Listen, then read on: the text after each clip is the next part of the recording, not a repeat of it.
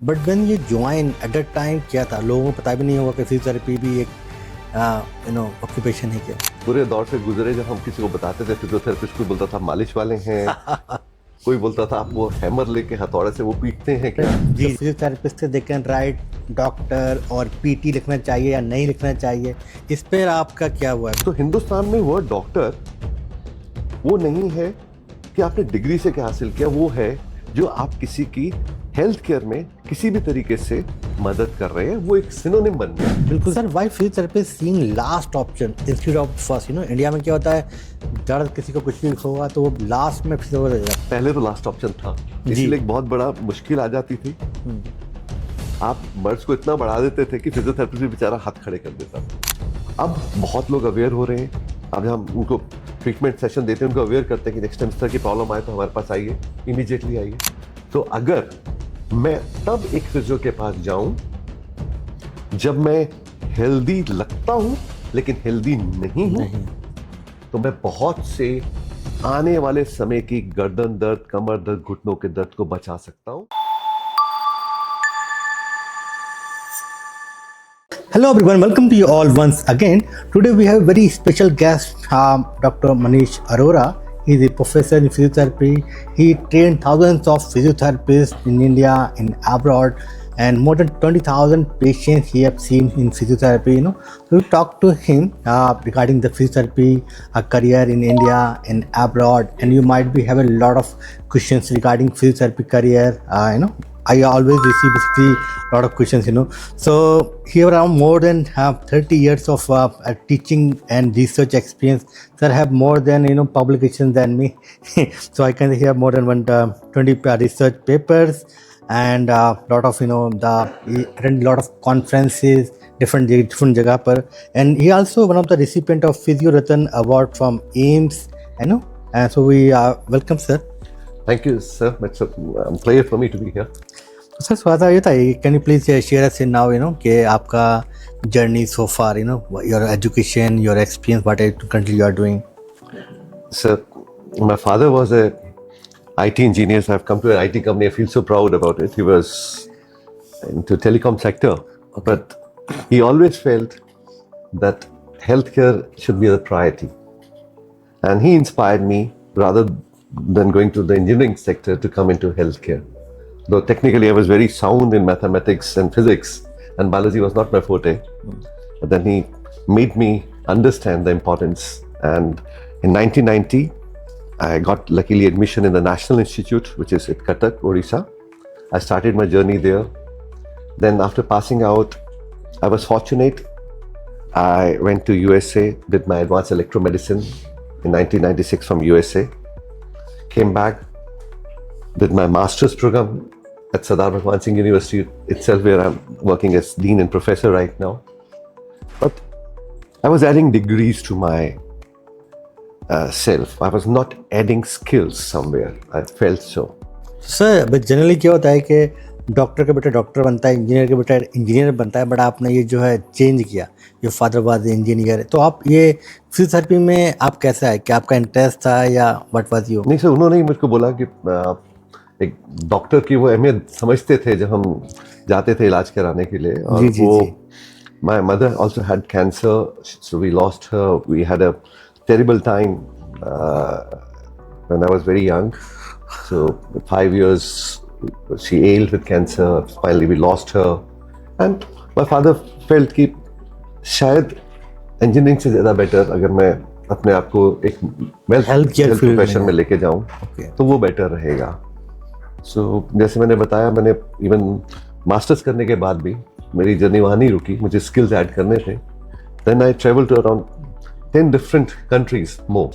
I did my diploma in chiropractic from Australia. I have done my doctorate in osteopathy from Spain. So वो सब चीज़ों की हिंदुस्तान को शायद ज़रूरत थी कि हम रेवोल्यूशनाइज करें हमारी इस फील्ड को, जिसे हम फिजियोथेरेपी या मैनुअल थेरेपी बोलते हैं। बट सर आज तो बहुत ही वेल इस्टेब्लिश एक करियर है फिजियोथेरेपी में इंडिया के अंदर एंड अब्रॉड में, बट व्हेन ये ज्वाइन एट दैट टाइम क्या था, लोगों को पता भी नहीं होगा कि फिजियोथेरेपी भी एक ऑक्यूपेशन है क्या? बिल्कुल सर, बिल्कुल। बहुत बुरे दौर से गुजरे जब हम किसी को बताते थे फिजियोथेरेपिस्ट, कोई बोलता था मालिश वाले हैं कोई बोलता था आप वो हैमर लेके हथौड़े से वो पीटते हैं क्या? जी तो जी ये जी। सवाल ऐसे बहुत से थे, हम्म उनका आंसर शायद वक्त ने दिया, बहुत अच्छा आंसर दिया। हम्म। तो बट आपने बिल्कुल सही कहा, वो समय में पहचान नहीं थी एक फिजियोथेरेपिस्ट की, जो आज बहुत अच्छे फ्लोर पर फैल चुकी है। बट बहुत सारे लोग आज भी वही समझते हैं कि यार ये तो एक मसाज वाला थेरेपिस्ट है उसको आप कैसे देखते हैं? मतलब सर अभी अच्छी बात है, मैं तो एक चीज आपको बताता हूँ, आयरनी देखिए इस फील्ड की। एक डॉक्टर 500-700 रुपए लेता है एक मरीज को चेक करने के, जी जी। एक फिजियोथेरेपिस्ट भी 300-400 शायद लेता होगा, मालिश वाला तो 1500 रुपए लेता है सर। तो आप अगर प्रोफेशनल वैल्यू देखें जी जी तो जी हम शायद उस मसाज की अहमियत और उसकी प्रोफेशनल वैल्यू को कम कर रहे हैं।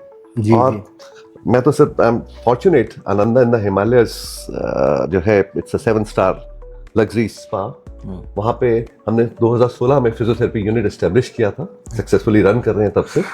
तो वहाँ पर तो लोग 10-10, 15-15 हजार एक अच्छे मसाज सेशन के देते हैं। सो एंड अगेन, आपसे मैं थोड़ी देर पहले यही बात कर रहा था, हमें अब एक समय आ गया है जब हम लोगों के काम से ज्यादा उनके स्किल्स के ऊपर उनको अहमियत दें, उनके प्रोफेशनल वैल्यू से। तो एक अच्छा सूदिंग मसाज कई बार एक डॉक्टर की बढ़िया दवाई से, एक फिजियो की बढ़िया एक्सरसाइज से भी ज्यादा काम कर सकता है, उनकी भी अपनी वैल्यू है। यस, स्किल्स की वजह से मेरे को एक याद आया कि अभी कंट्रोवर्सी चल रही है इंडिया के अंदर कि सर जो फिजियोथेरेपिस्ट थे दे कैन राइट डॉक्टर और पीटी लिखना चाहिए या नहीं लिखना चाहिए। इस पर आपका क्या हुआ है? Because skills is important, right? और स्किल की बेस पे ही अगर आप अच्छा काम करेंगे तो पेशेंट इटसेल्फ आपको डॉक्टर ही बोलेगा, राइट? बट इस डिग्री से तो क्या अभी इतना कंट्रोवर्सी चल रहा है? सर एक सिनोनिम बन गया डॉक्टर एक हेल्थ केयर प्रोफेशन का। यस। मेरे अपने क्लिनिक के नीचे एक आदमी है जो अपने आप को वैद्य बोलता है, उसके पास वैद्य की भी डिग्री नहीं है, क्योंकि बीएमएस भी नहीं लिखता। जी जी।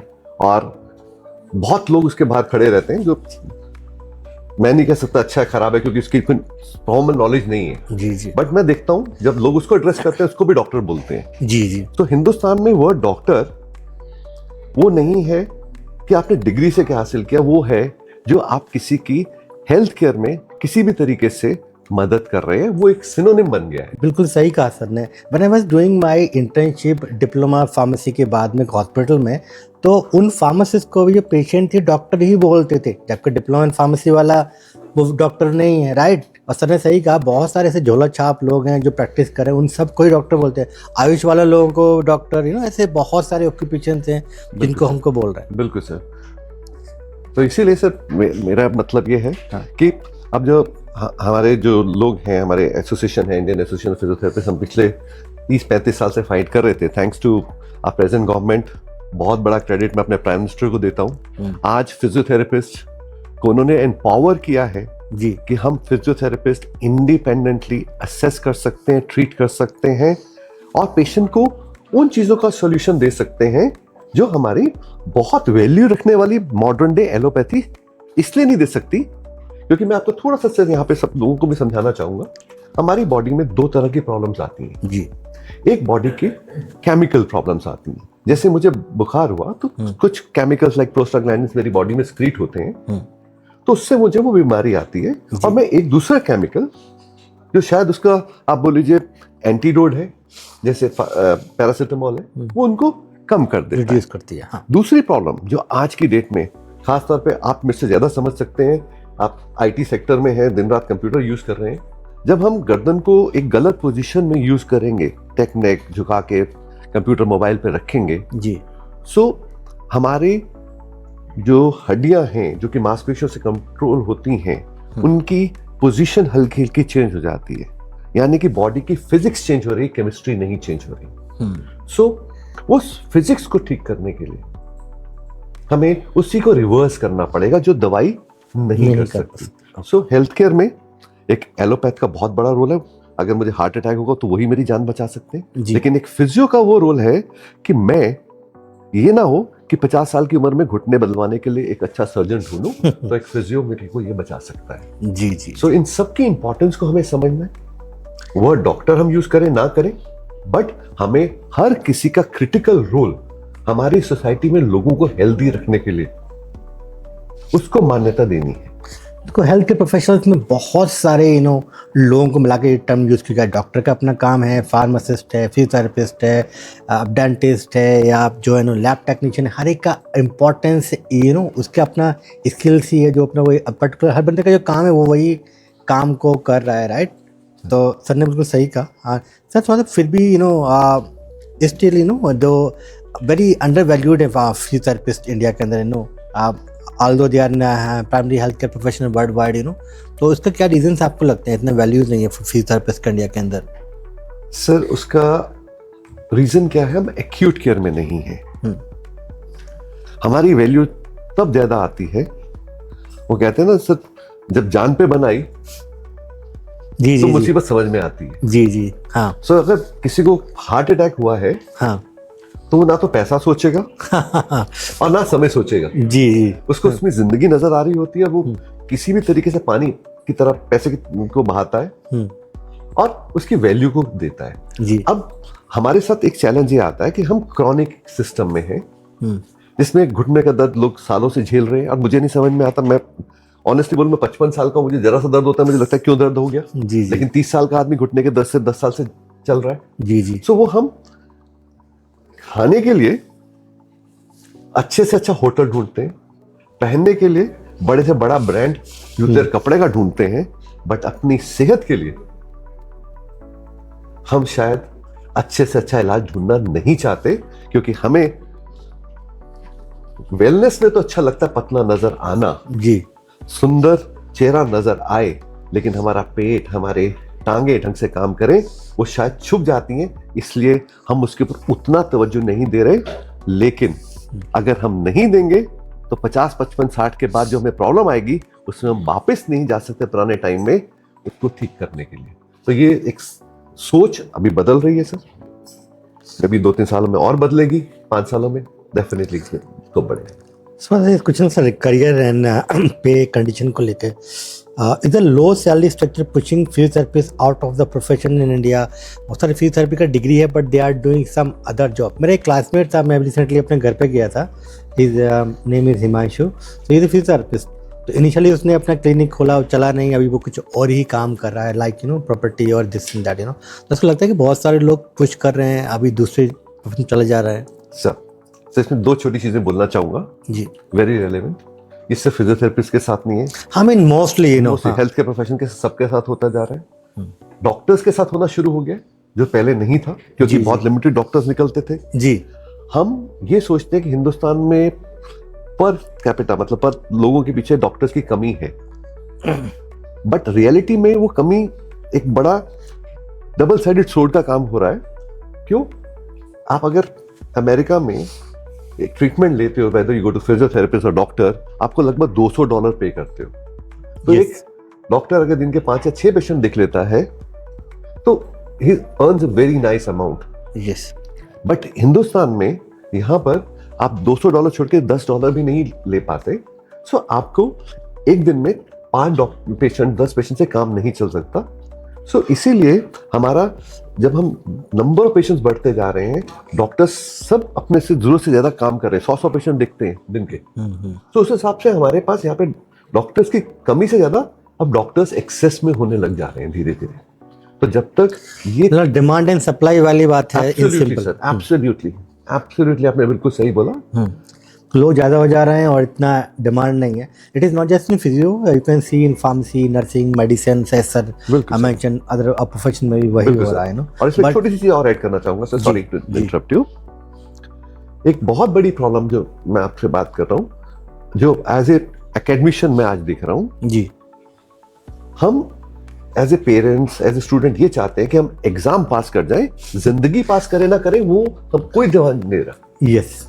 पढ़ाई के शॉर्टकट्स बन रहे हैं। सबसे बड़ी यूनिवर्सिटी, अब बड़े बड़ी यूनिवर्सिटीज का नाम नहीं लूंगा, उससे बहुत बड़ी यूनिवर्सिटी यूट्यूब बन गई है। जी जी जी। So correct. यूट्यूब हमारे को एनरिच करने के लिए तो अच्छी है जी, बट स्किल देने के लिए अच्छी नहीं अच्छी नहीं है।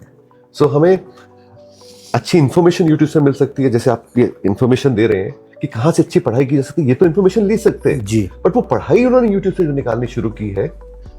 और आपने एक क्रीम हिंदुस्तान में देखी होगी, मैंने भी बचपन में अपनी सारी बैचमेट्स को यूज करते हुए देखी। मैं नाम नहीं लूंगा, जी जी गोरा करने के लिए वो क्रीम यूज होती थी, लेकिन रिसर्च ने बताया कि वो क्रीम किसी को भी गोरा नहीं करती। जी तो कहने का मतलब ये है कि चीजें बेचने के लिए बहुत कुछ यूट्यूब में डाला जाता है जिसकी रियलिटी शायद उतनी नहीं होती। तो एक अच्छी पढ़ाई, एक अच्छी तालीम जो है डेफिनेटली डिफरेंस कर सकती है। देखो आई मीन थियोरेटिकल जो पोर्शन है you can learn from anywhere, but जो प्रैक्टिकल जो नॉलेज है वो आपको लर्न करना पड़ेगा when you are actually you are working.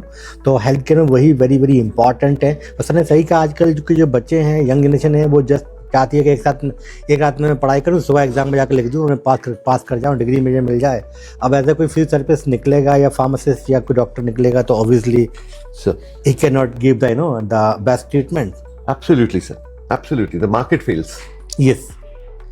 And sir यहाँ मैंने एक चीज़ और देखा कि इंडिया में जो है बेसिकली जो सैलरी है वो स्टैंडर्ड नहीं है, मतलब फिक्स नहीं है, मिनिमम वेज सैलरी कंसेप्ट नहीं है। जैसे ऑस्ट्रेलिया में आई एम लिविंग वहाँ क्या होता है, वहाँ हर एक ऑक्यूपेशन का मिनिमम वेज सैलरी है कि भाई इससे कम नहीं मिलेगा। फॉर एग्जांपल यहाँ पर आपको देखोगे मेडिकल डॉक्टर को अगर हम छोड़ दें, dentist, pharmacist, nurse, physio, optometry, इन सब का सैलरी वही है 15,000 पर month on an average they earn when they start their first job. Obviously time के साथ साथ, एक्सपीरियंस के साथ वो फिर बढ़ती जाती है जितना आपको स्किल्स गेन करते जाते हैं आप। बिल्कुल सर। सर बिल्कुल आपने सही कहा, कोई मिनिमम वेजेस नहीं है, कम से कम में लोग चाहते हैं काम करने के लिए जी। बट इसका एक अपसाइड भी है, ये डाउन साइड है। तो अपसाइड इसका ये है कि आज भी एक अच्छा हेल्थ केयर प्रोफेशन बहुत कमा सकता है जी। सो उसको अपने पोटेंशियल्स को इंक्रीज करना है। ये वो मार्केट है जहां पे मनी फॉर वैल्यू है। मैं तो बिल्कुल सही कहूँगा अगर आपको 15,000 में मिल रहा है as a physio, you need to start and learn in the practice, and 2-3 साल आप लगा दीजिए वहाँ पर, and then you will grow. Even in India में भी बहुत सारी जॉब्स आती हैं गवर्नमेंट की और डिफरेंट जगह पर, you can independently you can practice and even you can go abroad जाने के लिए बहुत सारी कंट्रीज में एक्सपीरियंस मांगते हैं आफ्टर फिजियोथेरेपी डिग्री बीपीटी के बाद में तो मेन बात क्या ना, बच्चे हमेशा कंप्लेन करते रहते हैं यार सैलरी नहीं मिल रही है, ये प्रोफेशन अच्छा नहीं है। बट आप प्लीज़ स्किल तो लर्न तो सीखिए वो आप कहाँ सीखेंगे जब आप काम करेंगे, जब आप तो दिस इज गुड थिंग। बिल्कुल सर। और एक ये इम्पॉर्टेंट है, जब हम एक फॉरेन कंट्री में जब जॉब शुरू करते हैं तो हमें जो है एक बहुत डिसेंट, और फिजियोथेरेपिस्ट की तो डिमांड बहुत ज़्यादा है।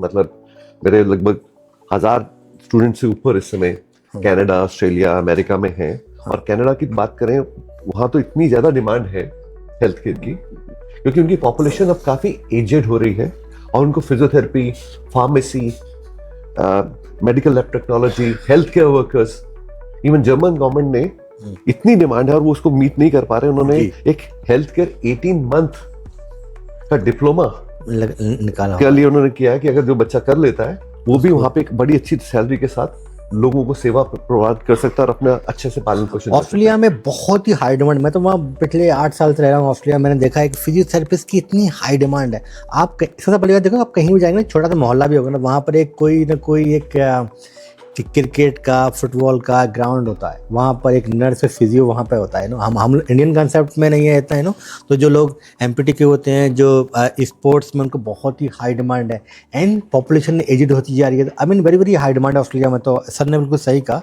बट सर अभी इंडिया में क्या, एजुकेशन रेगुलेशन में जनरली जैसे फार्मेसी काउंसिल ऑफ इंडिया है, नर्सिंग काउंसिल ऑफ इंडिया है, but physiotherapy council of India नहीं है। तो आप क्या इस पे बोलना चाहेंगे? 2021 act of parliament ji, National Commission of Allied Health professions ji, उसके अंदर 11 प्रोफेशनल काउंसिल्स एस्टेब्लिश हो चुकी हैं जी। उनको लागू करने में दिक्कत आ रही है क्योंकि अब आपके पास लगभग 4 लाख फिजियोथेरेपिस्ट हैं, मेरे ख्याल 2-4 लाख हमारे पास मेडिकल लैब टेक्नोलॉजिस्ट होंगे, डाइटिशियंस होंगे। तो इतने लोगों को अब जो है, आप ये समझ लीजिए, छोटे छोटे मोतियों को माला में पिरोना, और यहाँ तो लाखों मोती हैं जिनको माला में पिरोना है। ऑलरेडी कमीशन एस्टेब्लिश हो चुका है। बट आपको लगता है कि सर इसकी सेपरेट काउंसिल बन जाए? फॉर एग्जांपल इसके अंदर सेपरेट 11 काउंसिल्स हैं। 11 काउंसिल? हाँ जी, फिजियोथेरेपी की अपनी काउंसिल है। अच्छा, दैट इज फिजियोथेरेपी काउंसिल। जी जी, अच्छा अच्छा। हमारे अपने प्रेसिडेंट है, उसके 5 कमेटी मेंबर्स हैं। जी जी, ये नेशनल लेवल पे ऑलरेडी एस्टेब्लिश हो चुका है। अच्छा, थोड़ा टाइम लगेगा। आप सर ऑलरेडी पब्लिक डोमेन में इसकी रजिस्ट्रेशन प्रोसेस को अपलोड कर दिया गया for public comments. Okay. So we are expecting कि अर्ली 2026, और ये एक अच्छी चीज होगी, लोगों को पता लगेगा कि कौन क्वैकरी कर रहा है और कौन फिजियोथेरेपी कर रहा है, क्योंकि फिजियोथेरेपी के नाम पे बहुत लोग जिन्होंने कोई डिग्री नहीं ली हुई वो प्रैक्टिस करते हैं. प्रैक्टिस कर जी. अब हर फिजियोथेरेपिस्ट को हिंदुस्तान में उसको पहले वो लाइसेंस जिसे प्रैक्टिस के लिए, जैसे ऑस्ट्रेलिया में चाहिए, कनाडा में चाहिए, जी. हिंदुस्तान में भी उसको वो अपनी लेना. डिग्री के बेसिस पे हासिल करना होगा. जी. और अच्छी चीज बताता हूं, उसमें आपको 3 साल के अंदर अपने स्किल्स को भी अपग्रेड करना पड़ेगा, नहीं तो वो आपसे लाइसेंस भी विड्रॉ कर सकते हैं. मतलब आप बोल रहे हैं कि कंटिन्यूअस जो प्रोफेशनल एजुकेशन है वो भी इस पर इंटीग्रेट किया जाएगा. बिल्कुल बिल्कुल बिल्कुल. We have a very sensible lady, वो गुजरात से आती है, डॉक्टर यज्ञा शुक्ला जी. जी. उनको, शी इज अ फिजियोथेरेपिस्ट, उनको responsibility the government of India ने, उनका ऑफिस है दिल्ली में. She is the chairperson national allied health commission. Okay. Ma'am is looking on the entire affairs, और उन्होंने बहुत अच्छे रूल्स है इसके. आप देखेंगे फिजियोथेरेपी अब 4.5 साल से 5 साल का हो रहा है अगले साल से. Every university minimum 5 very good. Sir ने एक क्वेश्चन जो उठाया ना, आई मीन आंसर यहाँ पर ही मिल गया. जो हम बोले थे डॉक्टर लिख सकता है फिजियोथेरेपिस्ट या नहीं, तो हमारे नेबर कंट्री में नाम नहीं लेना चाहूँगा, वहाँ पर क्या है, हर एक का 5 ईयर का डिग्री है minimum. Doctor of pharmacy, doctor of physiotherapy, doctor of optometry, तो वहाँ सारे लोग ही डॉक्टर लिखते हैं. जैसे सर ने कहा कि हेल्थ केयर में सारे लोगों को डॉक्टर लिखना ही चाहिए. लोग ऐसे पेशेंट भी एक्ट करते हैं, वेदर बट अगर आप उनको आप कुछ ना कुछ हेल्प कर रहे हो वो सबको डॉक्टर बोलते हैं एज ए पेशेंट. तो अगर ये फिजियोथेरेपी 5.5 साल का हो जाएगा तो ऑब्वियसली वो डॉक्टर की डिग्री हो गया, बिकॉज MBBS की इक्विवेलेंट है या डेंटिस्ट्री की इक्विवेलेंट डिग्री हो गया. सर बिल्कुल, वो तो कोर्ट और सरकार ने डिसाइड करना है किसको क्या लिखना है. बट मैंने जैसे आपको बोला, हम एक कन्वेंशन पे चल रहे हैं जो ट्रीट कर रहा है, तो लोग अगर डॉक्टर बुलाना चाहते हैं, लोगों के ऊपर है सर, तो हमें शायद किसी भी को ऑब्जेक्शन नहीं होना चाहिए. हाँ, एक्चुअली मैंने इस तरह से बहुत आर्टिकल्स लिखे रिसेंटली, इवन पब्लिकेशंस भी हैं, इवन मिनिस्ट्री को भी हमने लेटर भेजा हुआ था. So I want in India must be a single degree. For example, in pharmacy, diploma in pharmacy is there, Bachelor of Pharmacy is there, Doctor of Pharmacy is there. Similarly in physiotherapy, diploma is there, Bachelor degree is there. तो यहाँ पर contract है. Foreign में कहता है कि single degree होती है. अगर आपको फिजियोथेरेपिस्ट बनना है तो 5 साल का डिग्री कीजिए, and then obviously you can become a physiotherapist. अगर आपको ऑप्टोमेट्रिस्ट बनना है 5 साल का डिग्री कीजिए, डॉक्टर बनना है 5 साल का डिग्री कीजिए, आपको डेंटिस्ट बनना है 5 साल का डिग्री. तो वहाँ पर यूनिफॉर्मिटी है सारी across the degree. But India में ये जो है अभी बहुत ज्यादा बिल्कुल थिन लाइंस है सर. यस. क्योंकि डिप्लोमा वाला सोचता है कि मैंने भी पढ़ाई की है, यस, तो मुझे क्यों पीछे रहने दिया जाए. एंड गवर्नमेंट सर जो कोई भी हायरिंग करता है, जो सैलरी होती है किसी भी प्रोफेशन की, वो होती है मिनिमम क्वालिफिकेशन. नाउ अगर आप देखें, डिप्लोमा इन फार्मेसी 2 साल का कोर्स है, डिप्लोमा फार्मेसी के लिए. फिजियोथेरेपी में सिमिलरली फिजियोथेरेपी DPT 3 साल का ही कोर्स है, राइट. आप तो वो जो सैलरी भी जो दे रहा है वो 3 साल फिजियोथेरेपी की डिग्री के बेस पे गवर्नमेंट रख रहा है, बिकॉज मिनिमम क्वालिफिकेशन यही है. वो भी सैलरी भी कम होती है गवर्नमेंट में. बिल्कुल सर इसमें बिल्कुल आपने सही कहा. तो यूनिफॉर्म सिंगल डिग्री होना चाहिए. टेक्निकल कोर्स जी, एक प्रोफेशनल कोर्स BPT था, और इसीलिए हमारे कमीशन ने ये डिसाइड किया कि हिंदुस्तान में अब डिप्लोमा खत्म हो चुका है 2026 से. Very good. यही मैं चाह रहा था कि यही across all the health care professionals में होना चाहिए. सिंगल यूनिफॉर्म डिग्री होनी चाहिए, और वो डिग्री पूरी दुनिया में वर्ल्ड वाइड एक्सेप्टेड भी होगी. बहुत सारे टाइम पे क्या वी फेस है एकेडमिकली, बहुत सारी जो इंडियन डिग्रीज है वो एक्सेप्टेड नहीं है. कोई बंदा आता है, मैंने सर GNM किया हुआ है, या सर मैंने DPT किया हुआ है, या सर मैंने DPharm किया हुआ है. हम बोलते हैं भाई ये एलिजिबल नहीं है इस कंट्री में, किसी कंट्री में एलिजिबल है, किसी में नहीं है, बिकॉज वो मांगते हैं मिनिमम इतने साल का डिग्री होना चाहिए. वो डिग्री होता नहीं है, तो वो बच्चे बाहर भी नहीं जा पाते हैं.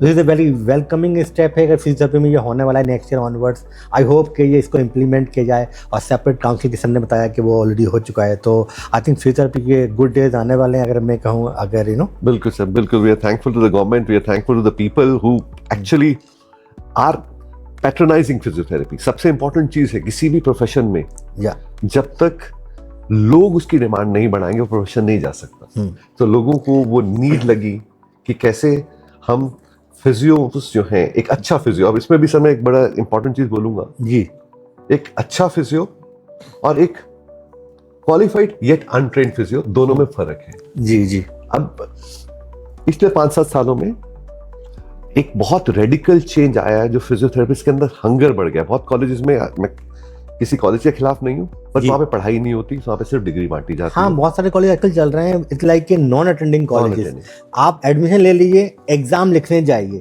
और एग्जाम में भी नकल करा दी जा रही है, या फिर आपने छोटा मोटा पढ़ लिया, लिख के आ गया, पास किया। अब ऐसा का फिजियोथेरेपिस्ट मार्केट में जाएगा तो आप सोचिए वो क्या उसके बाद स्किल्स होंगी? जीरो स्किल्स होंगी। तो ऑब्वियसली जो अपग्रेडेशन नहीं हो रहा है प्रोफेशन का, ये डिग्रेडेशन ही हो रहा है। बिल्कुल सर, ना तो उसके अंदर स्किल्स है, ना वो फॉरेन के एग्जाम्स पास कर सकता है, जी वो कहीं नहीं जा सकता। तो वो, अब मैं आपको छोटा सा एग्जांपल देता हूँ। जी सपोज मेरी कुछ मसल्स टाइट हुई और मेरी हड्डी इस तरफ को हल्का सा, ये बहुत एग्जेगरेट कर रहा हूँ ताकि कैमरे में नजर आए, जी हल्का सा 19-20 भी हिलती है, जी जी तो मेरे यहाँ पे जो नर्व्स होती हैं वो इम्पिंज होती हैं, दबती हैं, जी जिससे मेरे को सियाटिका जैसी काफी बीमारियां पैदा होती हैं, हाथ में दर्द जाता है। जी जी अब जिसको ट्रेनिंग है, वो जो हल्का सा ये मूवमेंट होगा, वो एक अच्छा फिजियो उसको डायग्नोस करेगा कि ये हड्डी इस डायरेक्शन में गई या इस डायरेक्शन में गई या इधर गई, और उसको वो करेक्ट करके ठीक कर सकता है। जो अनट्रेन्ड है, मैं आपको बड़ा अच्छा एग्जांपल देता हूँ, वो क्या करता है, वो पहले तो एक्सरसाइज जब कराता है, हड्डी इधर जाती है, फिर वो एक्सरसाइज करता है, दूसरी साइड से करो, इधर चली जाती है। तो आपने जो ठीक किया उसी सेशन में उसने उसको वही का वही कर दिया, और उससे पेशेंट परेशान है, एक जगह से दूसरी जगह, तीसरी जगह, और वो ठीक नहीं होते। सो ये पिछले 5 सालों में, because I have been travelling, मैं लगभग ऑलमोस्ट हर सैटरडे संडे किसी ना किसी शहर में जाके 40-50 फिजियोस को ट्रेन करता हूँ, not only in India. I have been to Sri Lanka, Korea और Bangladesh, Malaysia to teach. So अब वो लोगों में एक हंगर आ गया है कि मुझे अच्छी नॉलेज चाहिए, और जब वो अच्छी नॉलेज वाले फिजियोस अब मार्केट में आ रहे हैं, लोगों को वो एक जबरदस्त चेंज दिखा रहे हैं। उनकी कई कई जगह तो सर्जरीज बच जाती हैं, कई बार उनके बहुत सी सालों की प्रॉब्लम्स जो ठीक नहीं हो रही, by all kind of treatment वो ठीक हो जाती हैं, तो पेशेंट्स हेल्दी हो रहे हैं, हैप्पी हो रहे हैं। अब वो हमारे स्पोर्ट में पीछे खड़े हो रहे हैं कि बिल्कुल एक फिजियोथेरेपिस्ट को भी और एक बाकी प्रोफेशनल्स जो हेल्थ के प्रोफेशनल्स हैं उनको भी वही राइट मिलने चाहिए हिंदुस्तान में जो बाकी प्रोफेशंस के हैं। तो sir, in abroad basically physiotherapists independently they can practice like in Australia and UK. तो क्या इंडिया में independently they can open a clinic on give the treatment? Yes sir, according to the act Okay. of 2021 they can independently assess, investigate. Okay. आप X-rays investigations करा सकते हैं, क्योंकि जब तक इन्वेस्टिगेट नहीं करेंगे बॉडी के अंदर क्या हो रहा है आपको पता नहीं चलेगा। नहीं चलेगा। आप उसके बाद उसके इंडिपेंडेंटली ट्रीट भी कर सकते हैं। हाँ, इसमें बहुत क्लियर है, हम फिजियोथेरेपिस्ट यानी कि फिजिकल प्रॉब्लम्स को ट्रीट करें तो we should use physical means. Okay. We should they cannot prescribe any medications. They should not. Okay. That is the domain of a medical doctor. Medical doctor. Okay. आप patient को जरूर nutritional supplements के लिए guide कर देते हैं, क्योंकि physiotherapy में हम काफी कुछ डाइटिक्स के बारे में पढ़ते हैं। आज की दौर में हमारे गट में ही हमारा बी कम्प्लेक्स बनना चाहिए, B12 बनना चाहिए, लेकिन हमारा खान पीन ऐसा हो गया जो नहीं बनता। तो अगर आप बाहर से एक ऐसा न्यूट्रिशन ले लेते हैं जो आपके बॉडी को बेटर कर रहा है, तो वो चीजें जो है न्यूट्रिशनल सप्लीमेंट्स जो है दैट इज फाइन। बट हाँ, अगर आप सपोज कार्डियक दवाइयां लिख रहे हैं जिसके लिए आप बिल्कुल आपके पास लाइसेंस नहीं है, आप एंटीबायोटिक्स लिख रहे हैं, it's not physiotherapy, then you are being cheating your public. Yes. Okay. Sir, like you already mentioned they cannot prescribe treatment. Is there any lack of legal clarity, restrictions of physiotherapists from practicing to their full potential? Is there any कुछ ऐसी legal अभी क्या है अभी? Sir देखिए, पहले तो law ही नहीं था जो गवर्न करता था। जी। हम लोग वो घोड़े थे जिनके सर पर कोई लगाम नहीं थी। जी। अभी जो है हाँ जी, और सबसे बड़ी बात है यहाँ पे पहली बार घोड़ा लड़ रहा था कि मेरे ऊपर लगाम डालो। जी। हमारे को काउंसिल जो है वो एक प्रोफेशनल कॉम्पिटेंसी को आपको रिफ्लेक्ट करता है कि ये प्रोफेशनल है और ये नहीं है। और प्रोफेशनल कॉम्पिटेंसी के साथ साथ एक दायरा, एक बाउंड्री तय करता है कि मैं ये चीज कर सकता हूँ और ये नहीं कर सकता। तो 2021 तक हर स्टेट का अपना एक नियम। गुजरात में कुछ और है, ओटी काउंसिल थी, यहाँ पे पैरामेडिकल काउंसिल थी। गुजरात की काउंसिल कहती है आप इंडिपेंडेंटली प्रैक्टिस कर सकते हो, उत्तराखंड की समय काउंसिल कहती थी कि आप इंडिपेंडेंट प्रैक्टिस नहीं कर सकते। ओके। सो ये एक बहुत बड़ी चैलेंज था, अब क्योंकि हमारे पास एक अम्ब्रेला ओमनिबस काउंसिल है हिंदुस्तान में जो वेल डिफाइन कर रहा है, तो वो काउंसिल दायरे भी तय करेगी कि मैं लीगली क्या कर सकता हूँ और नहीं कर सकता। और जब हम कोर्ट में जाएंगे, हमारे कोर्ट्स बहुत अच्छे से काम कर रहे हैं, वो डेफिनेटली उस लॉ के और एक्ट के हिसाब से ही रूलिंग और जजमेंट देंगे। Sir why physiotherapy seeing last option instead of first? India में क्या होता है, दर्द किसी को कुछ भी होगा तो वो लास्ट में पहले जाएगा डॉक्टर के पास, जाएगा केमिस्ट पे जाएगा, पहले तो कोई दवाई खाएगा बुखार दर्द की, फिर नहीं हुआ फिर डॉक्टर के पास जा रहा है। तो आपको क्या लगता है लास्ट ऑप्शन है या फर्स्ट ऑप्शन है? सर पहले तो लास्ट ऑप्शन था, इसलिए एक बहुत बड़ा मुश्किल आ जाती थी। आप मर्ज को इतना बढ़ा देते थे कि फिजियोथेरेपिस्ट भी बेचारा हाथ खड़े कर देता था जी। तो अगर हम अर्ली स्टेजेस पे जाएं, मैं आपको एक छोटा सा एग्जांपल देता हूं। हमारा एंकल ट्विस्ट करता है, अगर आप with in 24 hours ankle twist के आ गए, मेरे पास ऐसे हजारों एग्जांपल्स हैं। मेरे पास मेरे स्टूडेंट्स के रिकॉर्डेड वीडियोस हैं pre and post treatment. Patient दर्द में रोता हुआ आया, बैसाखी लेके आया, चल के वापस गया। क्यों? आपने जो लिगामेंट टूटा, वो बोन की जो अलाइनमेंट बिगड़ी, आपने उसको इमीडिएटली करेक्ट कर दिया, ठीक हो गया। लेकिन जब वो 10 दिन बाद 20 दिन बाद आता है, तो जो वो स्वेलिंग आई थी उसने टिश्यूज को आपस में चिपका दिया जी। तो आपके लिए वो हीलिंग करनी बड़ी मुश्किल हो जाती है। सो अब बहुत लोग अवेयर हो रहे हैं। अब हम उनको ट्रीटमेंट सेशन देते हैं, उनको अवेयर करते हैं कि नेक्स्ट टाइम इस तरह की प्रॉब्लम आए तो हमारे पास आइए, इमीडिएटली आइए। अब धीरे धीरे, मैं ये नहीं कहूँगा 100%, बट एटलीस्ट 10-15-20% लोग अवेयर हो गए। उनको जब कमर में दर्द आता है, घुटनों में दर्द आता है, तो वो एक अच्छे फिजियोथेरेपिस्ट के पास जाके अपना इलाज फर्स्ट कॉन्टैक्ट कराने लग गए। और it's a two way thing. हमें लगता है जरूरत है डॉक्टर की, सपोज हड्डी टूट गई, वो मेरा काम नहीं है, तो हम ऑर्थोपेडिक सर्जन के पास रेफर करते हैं। और हम ये सेम एक्सपेक्ट करते हैं, जब एक मसल की प्रॉब्लम आ रही है, वो आपके पास, वो हमें पेशेंट को रेफर करें, उनको रेफर करें, उनको एजुकेट करें कि वहां पे फिजियोथेरेपिस्ट की नीड है। Very good sir. बहुत सारे जो सोशल मीडिया इन्फ्लुएंसर्स हैं उसकी वजह से डू यू थिंक दैट कि फिजियोथेरेपिस्ट का जो मिस इन्फॉर्मेशन है वो बढ़ता जा रहा है और जो रेपुटेशन थोड़ा सा कम हो रहा है? बहुत लोग कुछ भी बता रहे हैं यूट्यूब पर, हेयर एंड देयर। बिल्कुल सर, मैं तो ये सिंपल मानता हूँ, जो एक अच्छा डॉक्टर होगा वो शायद एक दो अच्छे चीजें, जैसे आप एक अच्छा काम कर रहे हैं, बट मैं आपको सारा दिन बोलूं कि आप सारा दिन वीडियो बनाते हैं, तो इसका मतलब आपके पास और कोई काम नहीं होगा। जी जी जी जी।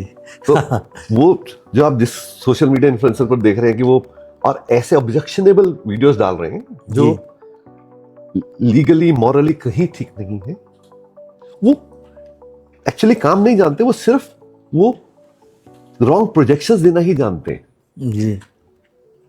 सो हमें वो उससे इन्फ्लुएंस नहीं होना, हमें इन्फ्लुएंस होना है कि जहां पर एक अच्छे डॉक्टर की रेपुटेशन मार्केट में अपने आप आसपास के लोग बताते हैं। जी जी सर, मैंने अपनी लाइफ में 2 तरीके से सीखा प्रोफेशन में आना। एक, जहां पेशेंट ढूंढता हुआ है, या आप पेशेंट को ढूंढो। पेशेंट आपको तब ढूंढता आएगा जब आप एक पेशेंट को ठीक करोगे, वो जाके 2 को और बोलेगा। सो एक अच्छा प्रोफेशनल आपके आस पड़ोस के लोगों के एक्सपीरियंस से आपको पता लग जाएगा।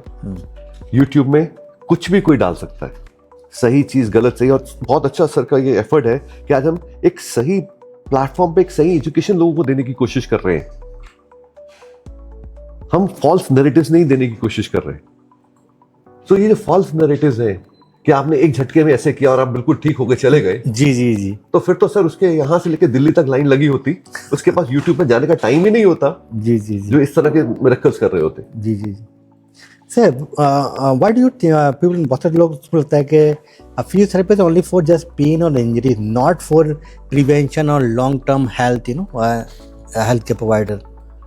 Sir, this narrative has to change, and I believe that your body is your first patient.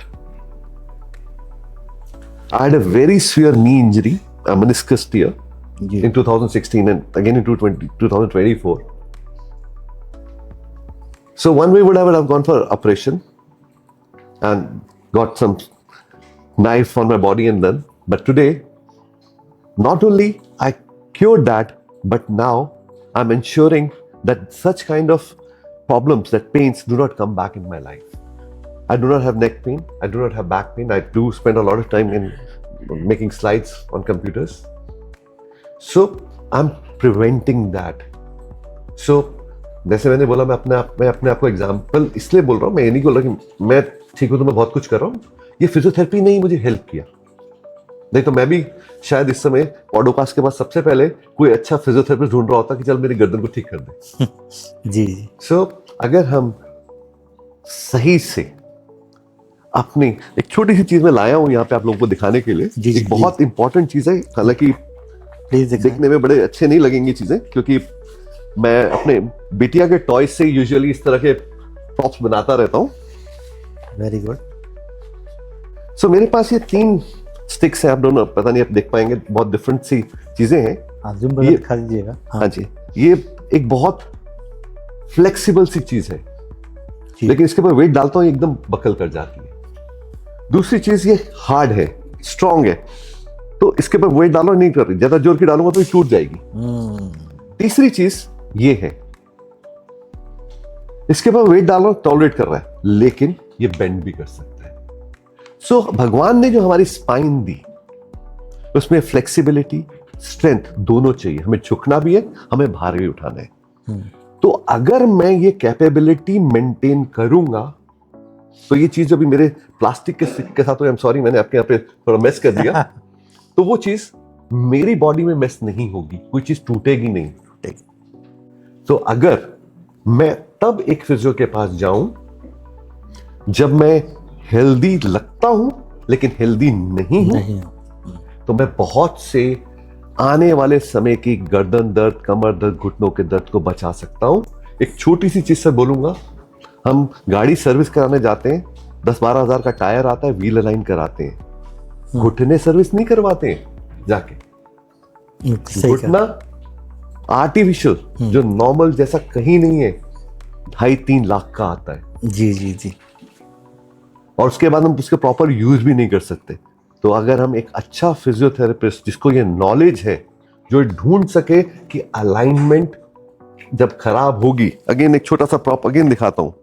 आप कभी किसी का एक्सरे देखेंगे जी, तो जब आर्थराइटिस होता है उसको, घुटने का ऑस्टियोआर्थराइटिस, तो उसका एक साइड का घुटने का गैप खत्म हो जाता है, एक साइड का बरकरार रहता है. अच्छा. तो इसका मतलब क्या हुआ, ये रगड़ खा रहा था तभी हुआ. तो ये जो अलाइनमेंट बिगड़ी, जी जी, जब इसने रगड़ खाया तभी डैमेज हुआ. तो अगर हम दोनों साइड की मांसपेशियों में फ्लेक्सिबिलिटी लाएं, ये अलाइनमेंट बिगड़ेगी नहीं, और ये घुटने ना 50-60 साल नहीं, 100 सालों के बाद भी जवाब नहीं देगा. Very very very right sir. या so we can do a lot of things in prevention and wellness. तो सर अभी हम बात करते हैं कि माइग्रेशन ट्रेंड बहुत चल रहा है. बहुत सारे फिजियोथेरेपिस्ट जो है माइग्रेशन कर रहे हैं, जो दूसरी कंट्रीज में जा रहा है. तो why pharmacist, I mean physiotherapist, Indian physiotherapist choosing countries like Australia, Canada, UK for better careers? So, one is good pay packages, wonderful pay packages. I went to some of my friends in USA last year. I was spending time, मेरा कुछ और जगह course करने गया था, वो course cancel हो गया. I went to batchmates. तो मैंने उनमें एक चीज देखी, I am working 9 to 9, almost 7 days. 12 घंटे या 7 days a week almost. तब जाके मैं एक अच्छी अपने फैमिली को एक लिविंग दे रहा हूँ.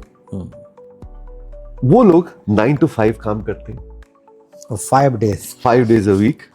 और फिर 2 दिन वो खूब एंजॉय करते हैं. हम लोग वो पॉकेट्स निकालते हैं, चले जाए 5-7 दिन के लिए बाहर चले गए घूमने के लिए, तब हम एंजॉय करते हैं. बट उन लोगों के साथ हर हफ्ते अच्छी पैकेज भी है और अच्छी क्वालिटी ऑफ लाइफ भी है.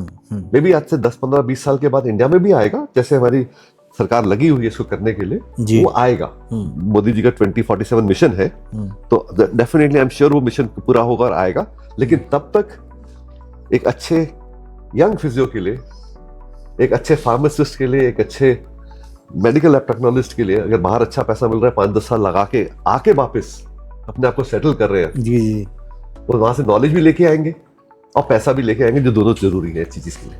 Like, is India failing to retain its best physiotherapist talent? वो जो अच्छे लोग होते हैं एग्जाम पास करके बाहर चले जा रहे हैं, आपको ऐसा लगता है?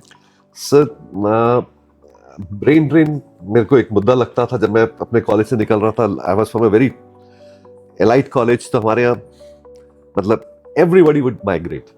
My out of 2016 batchmates migrated immediately after passing out. So I thought it's a brain drain, हमारा talent बाहर जा रहा है. But उसके साथ मैंने 2 फायदे देखे. एक सबसे बड़ा फायदा जो हमारी मिक्सिंग होनी थी. जी जी. हम लोग हिंदुस्तान में समझ नहीं पा रहे थे, जो पढ़ाया जा रहा था हमें लगता था वही सही है. So एक अच्छी नॉलेज की मिक्सिंग. जब वो वापस आए उन्होंने बताया अच्छा बाहर ये चीज भी सिखाई जाती है. अगर वो बाहर गए, उनके एक्सपीरियंस लेके साथ में वापस आए, तो हम लोग भी चाहे रहने के लिए नहीं गए बट सीखने के लिए गए वो चीजें, और वो चीजें लाके हमने हिंदुस्तान में उनको किया. और दूसरा सर एक बैलेंस है. एक फैमिली में एक अच्छा इनकम का आदमी बच्चा कर लेता है तो उसके फैमिली के बाकी सब लोगों को भी क्वालिटी ऑफ एजुकेशन बहुत अच्छे से मिलने लगा क्योंकि पैसे की कमी नहीं होती. जी जी बिल्कुल सही कहा. अगर आप मैं physiotherapist want to work in abroad, so we provide assistance A to Z, whether it is Australia, New Zealand, UK or any Gulf countries में, so you can connect us. But sir ने बिल्कुल सही कहा, अगर आप पहुंच जाते हैं फॉरेन कंट्री में तो आपके आसपास के लोग आपको देख के और एजुकेशन की तरफ जाते हैं और ज़्यादा बढ़ते हैं. I am one of the example. In my home town इतनी पढ़ाई नहीं थी, तो ओनली 1 स्कूल था जब मेरे टाइम पे. मैंने वहाँ से पढ़ाई किया, मैं फिर ऑस्ट्रेलिया पहुँच गया. अभी मैं जाता हूँ तो बहुत सारे बच्चे मुझे देख के वहाँ पर पढ़ रहे हैं, आगे बढ़ रहे हैं. इसलिए हमने अकेडमी के लिए बाद में स्टार्ट किया था टू हेल्प अदर्स टू जो they can establish there practice in abroad. तो सर थोड़ा सा क्वेश्चन ये आता है कि जो फिजियोथेरेपिस्ट है, आप अपने को कैसे अप टू डेट रखते हैं? न्यू रिसर्च कुछ आ गया या कुछ न्यू अपडेट आया, और एज ए फिजियोथेरेपिस्ट को क्या करना चाहिए टू अप टू डेट रहें अपने फील्ड के अंदर? इट्स वेरी इवॉल्विंग फील्ड है फिजियोथेरेपी. सर साइंस का एक नियम है जी. जो कल था वो कल ही था जी. आज नहीं. आप सैमसंग के फोन उठा लीजिए. जी. हर साल एक नया मॉडल आता है, अच्छी बात है, वो हम अपडेटेड होता है, हम सब लेते हैं जी. क्योंकि साइंस तरक्की कर रही है. हमारी डेली जो चीजें हैं उनमें भी तरक्की आ रही है. जी जी. तो ये फिजियोथेरेपी पे भी है सर, वो भी एक साइंस है. बहुत सी चीजें आज से 30 साल पहले जो बच्चों को मैं पढ़ाता था जी, अभी मुझे पता चला वो शायद मिथ्स थे. हाँ, एविडेंस बेस्ड नहीं थे. बिल्कुल सर, एविडेंस बेस्ड. सर एक छोटा सा एग्जांपल देता हूँ अपनी लाइफ का, रियल टाइम एग्जांपल. जी. मेरे को बहुत शौक था, मैं हालांकि हिमाचल में था, वहाँ ग्राउंड्स बहुत मुश्किल थे खेलने के, बट मैं क्रिकेट में डिस्ट्रिक्ट लेवल भी खेला जी. और जब मैं प्रैक्टिस करके आता था, मेरी मम्मी वहाँ पे घड़ी में अलार्म लगाती थी कि 10 मिनट उसको पानी नहीं पीना है. ओके.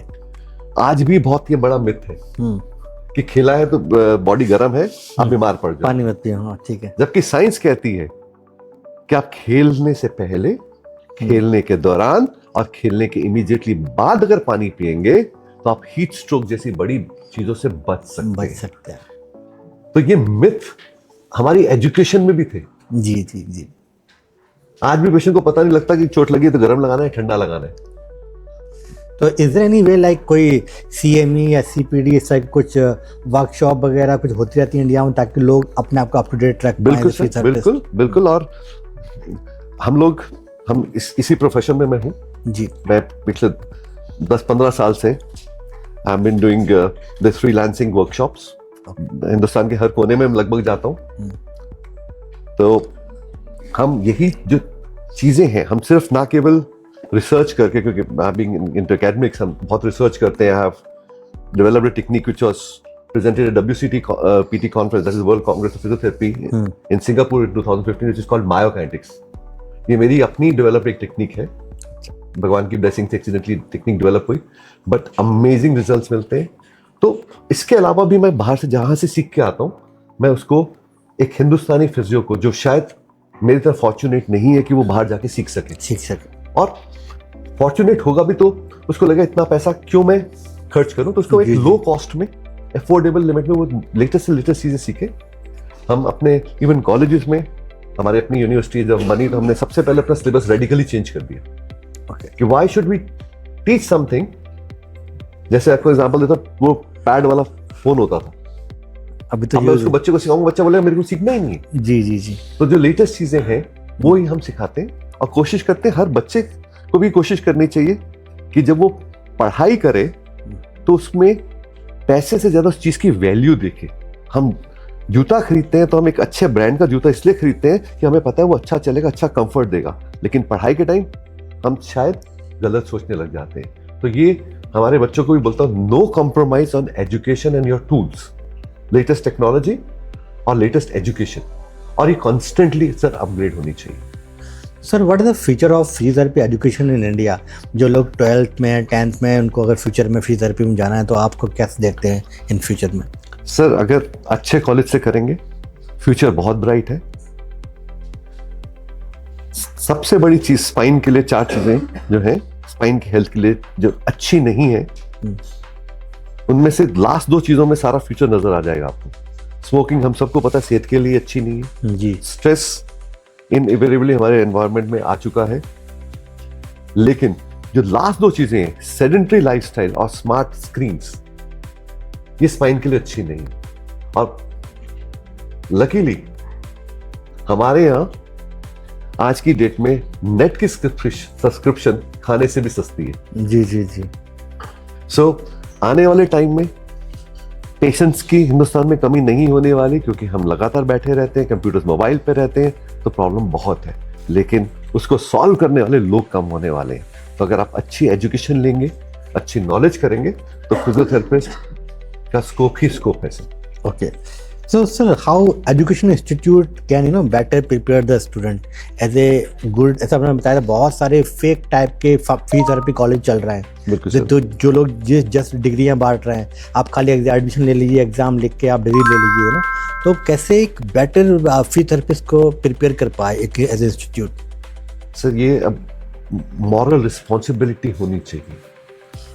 हमारे ओनर थे सरदार गुरुचरण सिंह जी, उन्होंने एक बड़ी अच्छी लाइन बोली थी। सर मैं सरदार भगवान सिंह यूनिवर्सिटी में डीन हूं, उन्होंने बहुत अच्छी लाइन बोली थी